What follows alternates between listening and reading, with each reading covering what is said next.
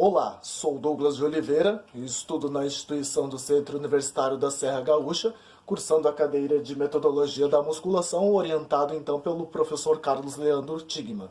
Vim abordar o artigo sobre a influência do treinamento de força muscular e de flexibilidade articular sobre o equilíbrio em idosas. Esse artigo então foi publicado na Revista Brasileira de Geriatria e Gerontologia, feita pela autora Igna Luciara Rafaeli e colaboradores. Vou começar então abordando aspectos da velhice, ok?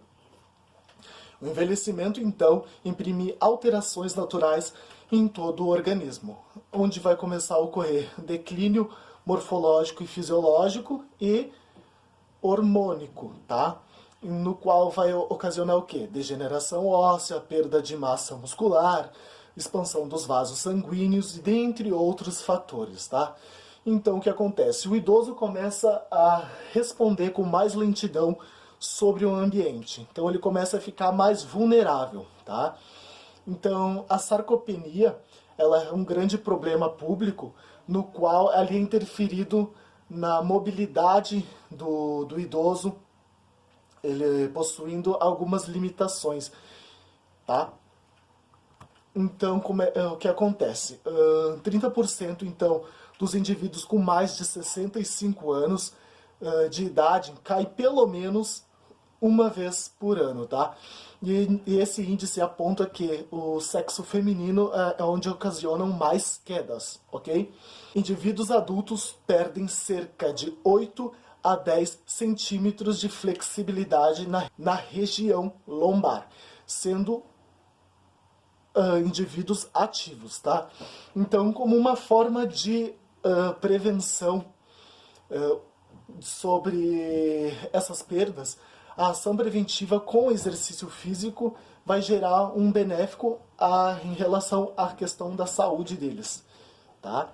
Então, o que acontece? A estimulação corporal global favorece o melhor desempenho das atividades físicas, no qual fazer um treinamento que engloba, então, tanto membros superiores, como costas, peito, bíceps, tríceps e membros inferiores, vai tudo ocasionar um benéfico à questão saúde.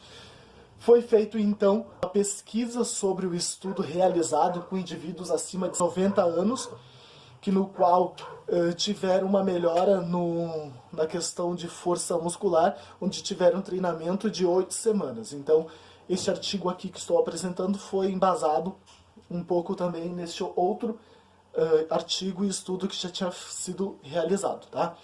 Então, qual é o maior problema deste trabalho? É a perda então da flexibilidade e da força. Então, qual é o objetivo deste trabalho? É verificar a influência do treinamento de força de um treinamento de flexibilidade articular sobre o equilíbrio corporal dos idosos, tá? Então, como é que funcionou? Então, a amostra foi composta por 22 indivíduos do sexo feminino, então já na idade um pouco mais avançada, então na fase que era procurada, na fase idosa, de 60 a 75 anos. Então, este estudo foi dividido em 2 grupos, tá? 7 indivíduos, então, participaram do programa de força, tá? E 15 fizeram, então, parte do programa de flexibilidade. Para avaliar tudo isso, então, foi feito pela escala de Berg e exercícios de forças e de equilíbrio, voltado mesmo para isso. Foi feito, então, um estudo, né? Então, respeitando o protocolo de treinamento, que foi constituído por um programa de treinamento físico durante 11 semanas, tá?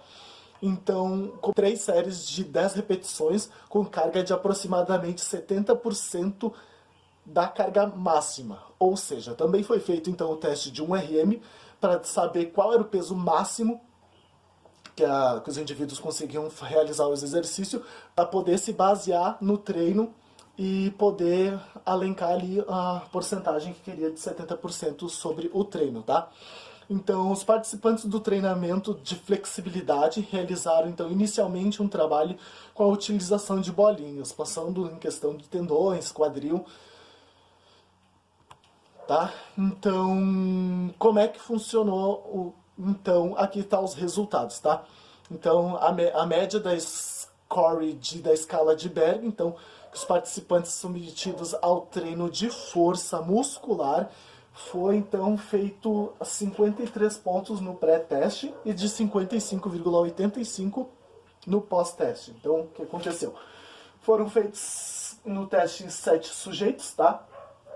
No pré-teste eles tiveram a pontuação de 53 e no pós-teste, então, tiveram a pontuação de 55,85, tendo então uma melhora significativa, tá?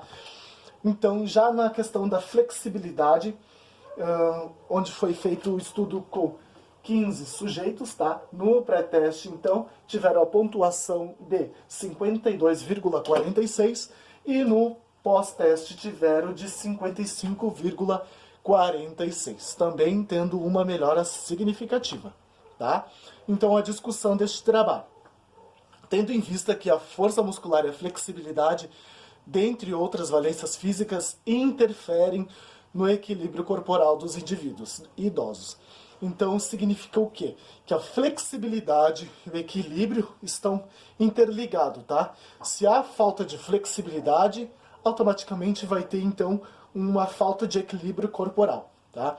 Mas, neste estudo, apresentou uma melhora significativa em seu equilíbrio corporal, como eu demonstrei na tabela 1 dos resultados, tá? Analisando pela escala de Berg. Tá?